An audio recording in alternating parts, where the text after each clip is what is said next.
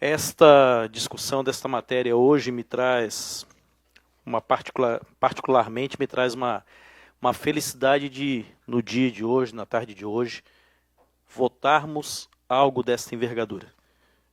Nós iniciamos, quando essa medida provisória ela foi editada, lá em 2019, nós iniciamos com uma audiência pública nesta casa, com os vereadores da legislação anterior, dia 15 de agosto de 2019. Esta casa já debatia, está aqui a lista de presença, da oportunidade das pessoas. Foi a primeira audiência pública transmitida pelo canal, pela internet, pela TV Câmara, foi online. E naquela oportunidade estiveram presentes aqui representantes do SEBRAE, representantes da ENFLO, do Conselho Regional de Contabilidade, entre outros representantes. Vigilância Sanitária dentro do município de São José, da Receita também. Naquela oportunidade já se discutia essas questões de liberar as atividades de baixo risco, vereadora Márcia, de todos os atos públicos. É este projeto hoje, na tarde de hoje, que vai alcançar no município de São José, depois sancionado pelo prefeito Orvino, esse projeto de iniciativa do prefeito Orvino, diga-se de passagem, é um projeto que nasceu lá no Executivo, nós estamos aqui apenas debatendo o projeto para que, se tiver o voto da maioria, ele se tornar lei. O projeto aqui, eu vou só destacar o artigo 4º, para fins de classificação de risco e de atividades econômicas no âmbito do processo de formalização de empresários e pessoas jurídicas, considera-se nível de risco 1, de baixo risco, classificação das atividades que estão no artigo 3º do parágrafo 1º do inciso 2º da Lei Federal 13.874, de 20 de setembro de 2019, cujo efeito específico é dispensar a necessidade de atos públicos, deliberação de atividade econômica, licenças e alvarás, para a plena e contínua operação e funcionamento do estabelecimento, as atividades constantes na resolução. O que é isso? Dispensando os atos públicos, seja de alvará da vigilância sanitária, alvará de funcionamento, quem são as atividades de baixo risco que estão dentro do município de São José que vão ser beneficiadas com esta lei após a aprovação dela? É o cabeleireiro, é o salão de beleza, a imobiliária,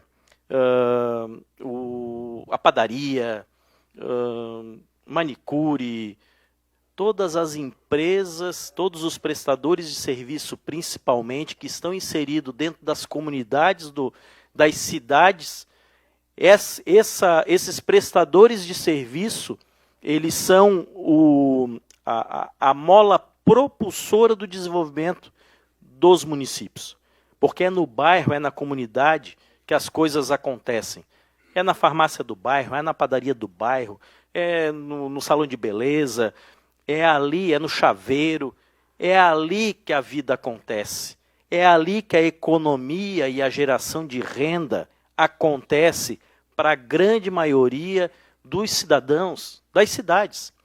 Então nós estamos falando aqui de São José, então dos josefenses, eles sobrevivem, vereador Jandir, lá dentro, lá na comunidade, lá na Forquilhinha, lá no Alto Forquilha, lá em todos os locais do município de São José, você vai encontrar um prestador de serviço. E esse prestador de serviço ele tem a dificuldade, porque ele é o administrador da sua empresa. Vamos imaginar um salão de beleza. A proprietária do salão de beleza é a própria cabeleireira. Ela está ali trabalhando. Está com a agenda cheia. Chega na sexta-feira, quinta-feira, o salão está lotado de cliente. E ela precisa ter um administrativo para sair dali e vir na prefeitura resolver o problema burocrático da sua empresa. Porque ela tem um CNPJ, ela é uma empresa. Mas ela é uma empresa de baixo risco. Então ela não tem, porque a empresa dela é uma empresa pequena. Ela não tem um administrador, ela não tem um gerente administrativo, não tem um gerente financeiro. Aquela cabeleireira, ela é toda. Ela é o gerente financeiro, ela é o gerente administrativo, ela é o profissional que produz, ela é aquela que bota a receita para dentro daquela empresa.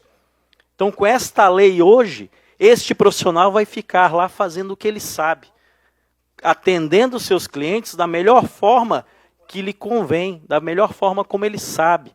E aí nós estamos aqui, através desta lei, dispensando, o município de São José vai dizer, você não precisa vir no município de São José, dentro da prefeitura, resolver qualquer documento burocrático.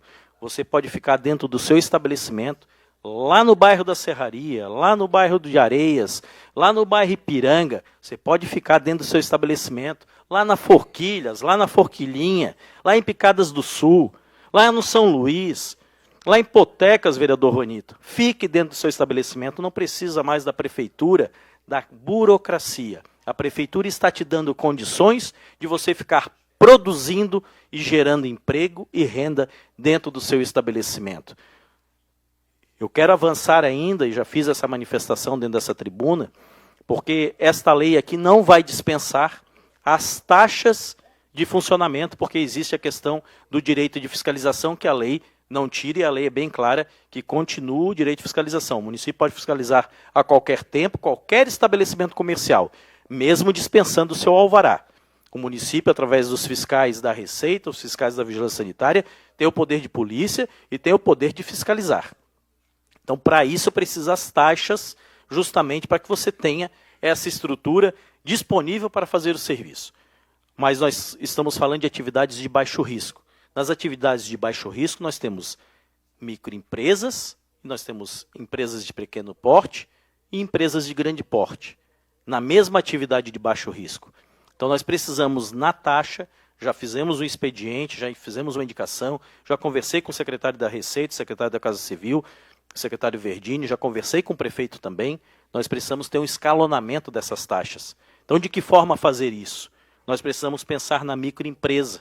Aquele que eu trouxe aqui, senhores vereadores, na tribuna, na minha fala alguns dias atrás, um empresário ali do Recanto da Natureza, que me mandou uma mensagem e disse, Nardi, o que fazer, que eu arrecado R$6.000 bruto em média por mês, e eu tenho uma taxa de mais de R$1.000 para pagar para a prefeitura a cada ano, e eu não tenho, eu não arrecado no mês, não me sobra isso para eu poder pagar uma taxa de R$1.000, porque o meu faturamento bruto mensal não chega a 6.000. Então, se ele não chega a 6.000, quanto é o líquido dele? R$2.000, R$3.000? Eu não perguntei qual é o faturamento dele, qual é o que sobra para ele de lucro naquele mês. Mas ele tem despesa da casa, tem os filhos, tem alimentação, tem despesa do transporte, tem todas as despesas inerentes a uma família de classe média. Com como ele pagar uma taxa de R$1.000? É muito.